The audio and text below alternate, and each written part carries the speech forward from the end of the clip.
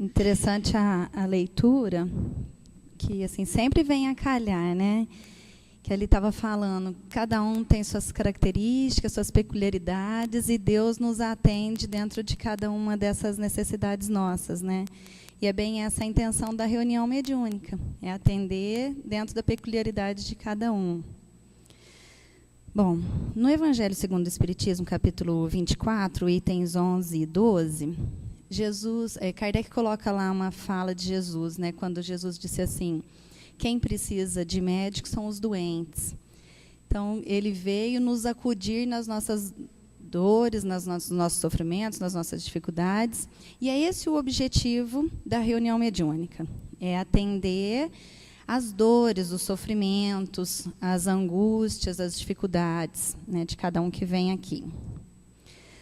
O planeta Terra, por si só, já é um planeta de provas e expiações, significa que a gente está num nível em busca da felicidade, a caminho, né? Então, nesse nível que nós estamos, a gente encontra muito mais dor e sofrimento do que alegria.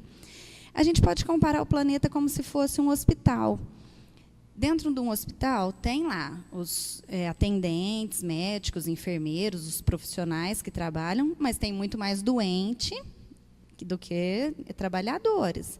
E é assim também no planeta, né? A gente tem muito mais pessoas que precisam de ajuda e nós temos alguns que vêm em missão para nos ajudar. E a reunião mediúnica é o reflexo disso. Então, quais os espíritos que vêm na reunião mediúnica? Os que estão em dor, em sofrimento, que precisam de ajuda, e ali vão encontrar os trabalhadores que estão preparados, e aí, no caso, vocês, né, que estão montando aí mais um grupo na casa, que vão atender esses nossos irmãos que vêm em busca desse auxílio, do conforto para as suas dores. Eu não sei se vocês já viram aqui na biblioteca, tem uma pintura que foi pintura mediúnica. É mediúnica, né, Sr. Antônio? Da casa aqui. Vocês já viram? Também tá, né? Tem o prédio aqui, o físico, e acima o hospital, que foi a visão, né, da pessoa que viu espiritualmente como que é aqui. Então, quem não viu, depois passa lá na biblioteca e vê o quadro que está lá. Aqui é um hospital e a gente precisa confiar muito nisso. A gente tem informações aí, né, que aqui nesse círculo entre o Luz e Amor, o Hospital Allan Kardec, Judas Iscariote, é um centro de atendimento aqui. E a gente precisa confiar muito nisso. Nós temos muito amparo, nós temos muitos recursos para usar aqui. Eu coloquei, óbvio que esses números não são precisos, mas para a gente ter uma noção, assim, 99% dos atendimentos que a gente faz na reunião mediúnica, em torno de 99%, são de espíritos sofredores. E aí eu coloquei alguns casos aqui. Por que alguns? Porque cada reunião é um caso, cada caso é um caso. Às vezes tem características semelhantes, tem problemas semelhantes. Por exemplo, a gente vai atender um caso de pessoa que está com depressão, que é muito comum. Mas cada comunicação é diferente uma da outra. É como quando a gente está conversando aqui com a gente. Quem trabalha com o público, e a maioria das pessoas trabalha com gente, então a gente vai conversar com um jeito. Você fala com o outro, às vezes a pessoa está com dor de garganta. Está com dor de garganta de um jeito, ou está com dor de garganta de outro jeito. Está com uma tristeza, está com dor no pé, cada um é uma característica diferente. E assim é a comunicação, é a hora do diálogo, né? Então, eu coloquei alguns exemplos ali. O que mais a gente encontra são perturbações mentais. Então, o espírito vem, ele não está entendendo o que está acontecendo. Às vezes, na maioria, desencarnado, mas a gente atende encarnados também, mas não sabe o que está acontecendo, está aquela perturbação mental. E aí a gente vai conduzir a doutrinação de forma a esclarecer para ele o que está acontecendo, ajudar ele a se localizar e acomodar aquela aflição. Dores físicas. E aí, físicas, eu coloquei entre aspas, porque se o espírito está desencarnado, ele não tem dor física, material, porém, ele está sentindo a dor. Então, se a gente conversar com um amputado, uma pessoa que tirou um membro, a pessoa sente aquele membro, porque o perispírito não foi amputado. Então, ele tem a sensação, tem pessoas que têm dor, tem cócega, tem frio, tem calor.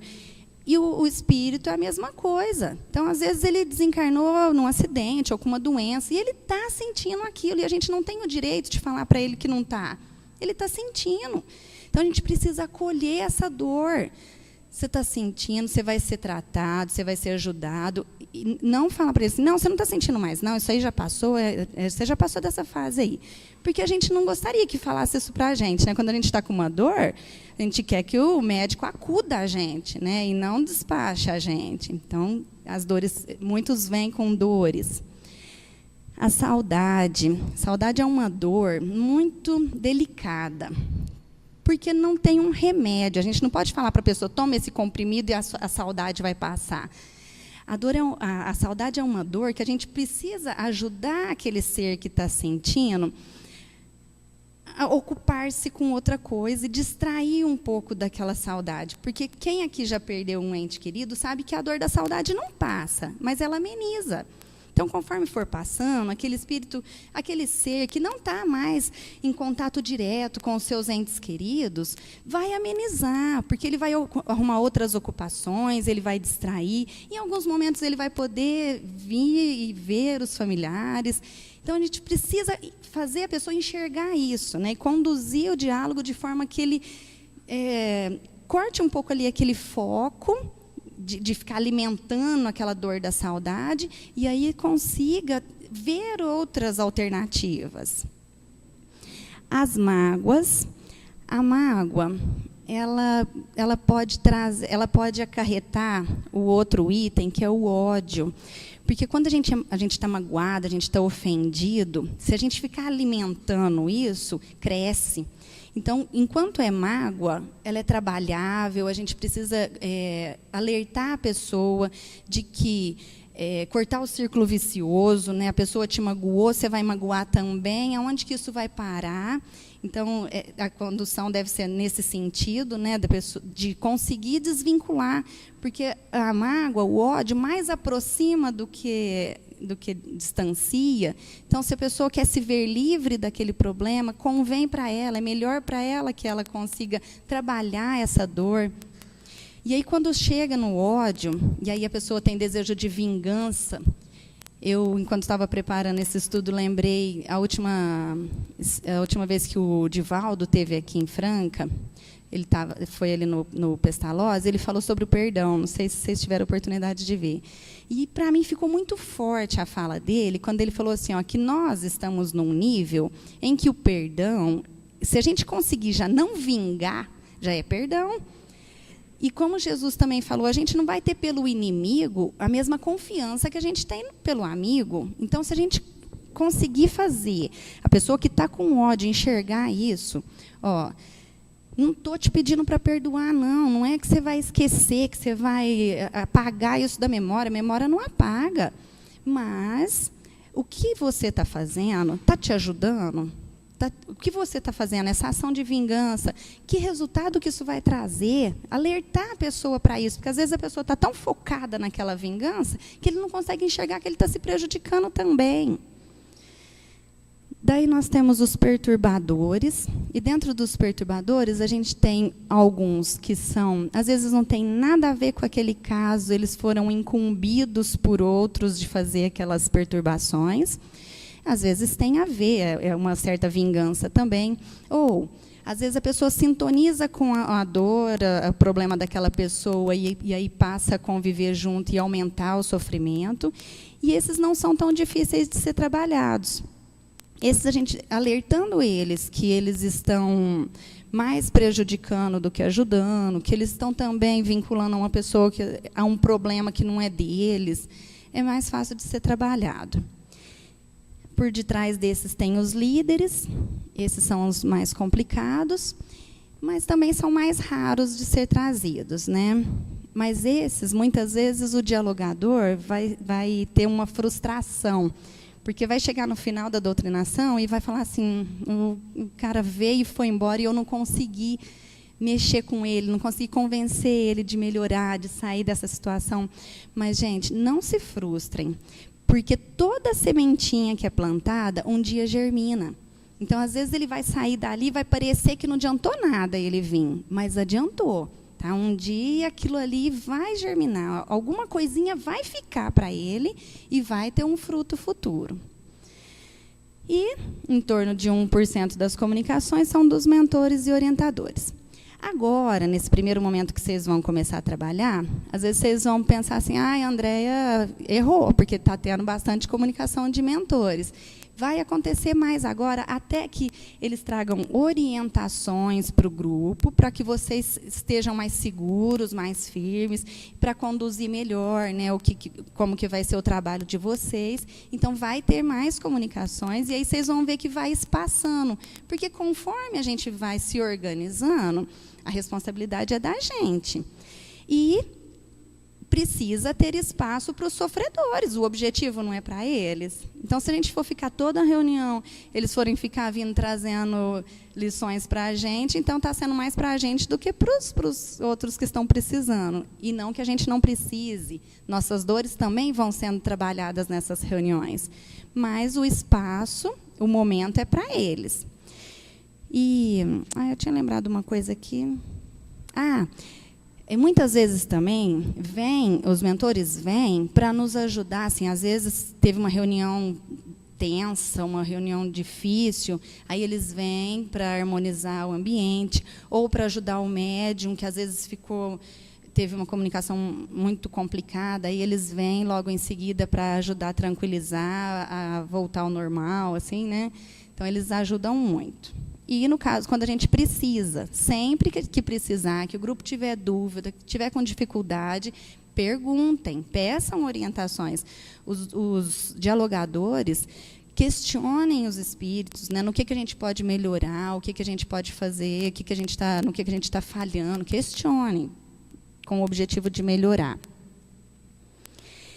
Também trouxe algumas sugestões de acolhimento que, repito, são genéricas, porque cada caso é um caso, né?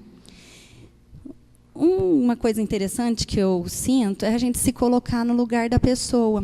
Porque quando a gente pensa assim, se fosse eu no lugar dele, o que eu gostaria que fosse feito para mim, a gente tem um olhar diferente, né? Então, se eu tivesse sentindo essa dor, como que eu gostaria de ser tratado?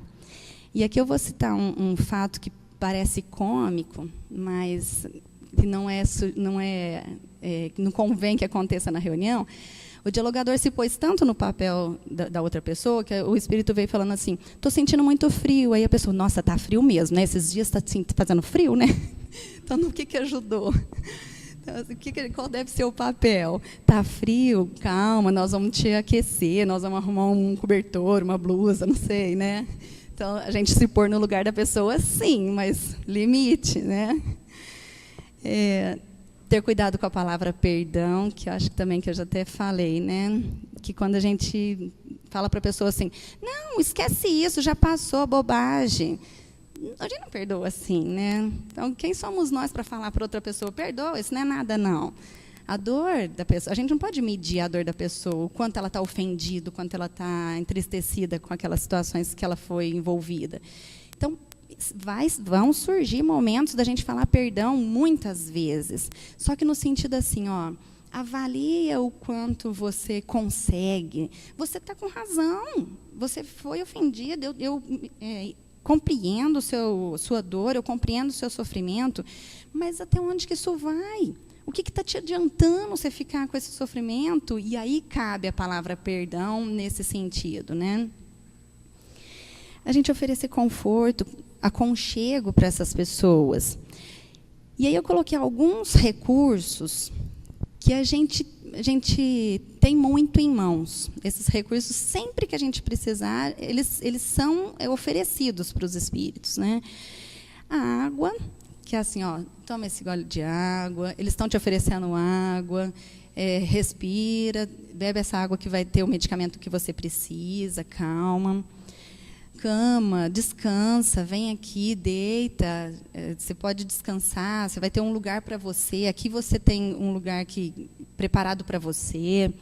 Proteção, né, que muitos vêm fugindo, tá com medo, tá com desespero. Então, aqui é proteção, aqui tem proteção, confia nisso, pode acreditar.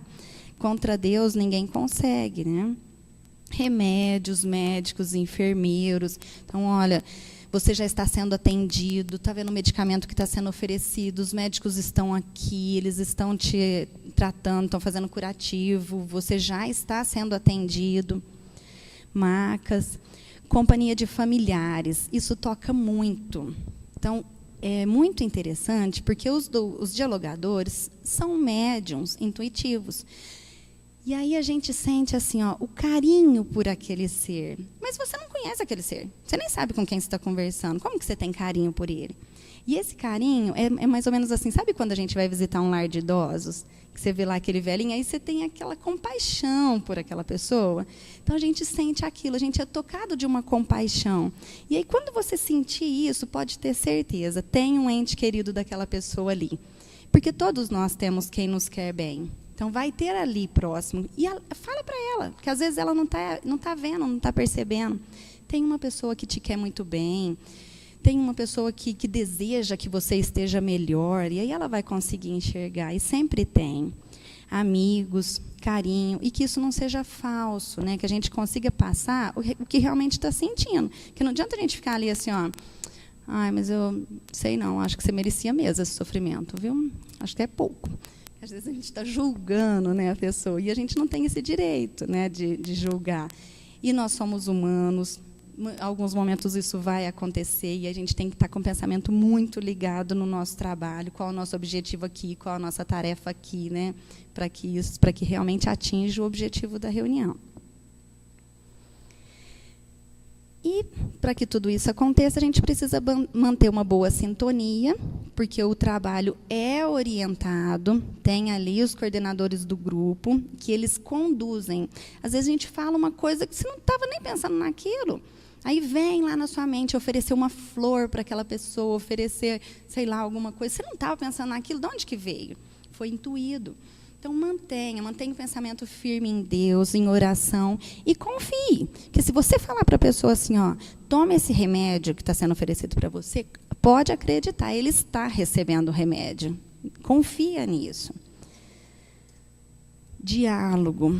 Fala sempre, gente, estou com dificuldade, não estou dando conta, não estou conseguindo, eu senti medo, eu senti angústia. Conversa com o grupo, porque aqui, no final das nossas reuniões, toda vez a gente fala, né, como é que foi para você, tá tudo bem, né, você está sentindo bem. Fala nessa hora, porque não é vergonha a gente ter dificuldade. E a gente vai ter sempre, por mais... Hoje, eu e a Vera estavam fazendo as contas aqui, faz 11 anos que nós estamos no nosso grupo. Todo dia tem, né, meninas? Todo dia tem uma dificuldade, porque cada momento é único, né? E nós, assim, eu faz esses 11 anos que eu estou aqui na casa, o São Antônio um pouquinho mais, né? Pouco, né? As meninas, todos nós, a gente está... nosso objetivo é único. Então, se a gente puder ajudar, estamos à disposição. Eu, particularmente, sou médium psicofônica, então, às vezes, se eu puder ajudar, né, tirar alguma dúvida, isso é normal, eu estou sentindo isso, você já sentiu? Porque o médium, a gente tem muitas angústias. É muito complicado, né? Às vezes, um momento você pensa que está fazendo certo, outra hora você já está insegura, não sei se era meu, não sei se é verdade. Isso passa muito na cabeça da gente. Então, vamos trocar experiências, porque quanto mais a gente fala, mais segurança a gente tem. E bom trabalho para vocês. Deus abençoe muito. Tenho certeza que vocês se sairão muito bem. Obrigada.